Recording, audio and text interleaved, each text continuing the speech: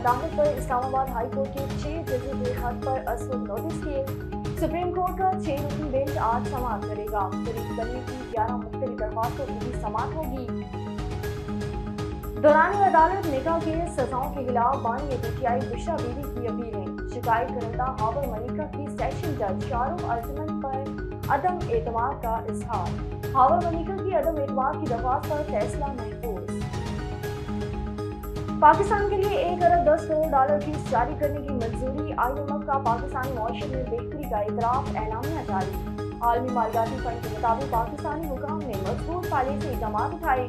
जून के आखिर तक महंगाई 20% पर आने की पेशगोई। जेर मुबाला जहाज 4.5 अरब डॉलर से बढ़कर 8 अरब डॉलर होगी। वज़ीर-ए-आज़म शहबाज शरीफ की सऊदी वली अहद मोहम्मद बिन सलमान से मुलाकात। मक्का मुकर्रमा में होने वाली मुलाकात में मज़ीद बढ़ाने पर इत्तफाक हुआ। सूरत-ए-हाल पर भी तबादला ख्याल। वज़ीर-ए-आज़म का सऊदी वली अहद को दौरा पाकिस्तान की दावत का भी इरादा। महंगाई बड़ा मसला, कर्जों का जाल मौत का फंदा है। मौशी की बेहतरी के लिए इस्लाहात करना होंगी।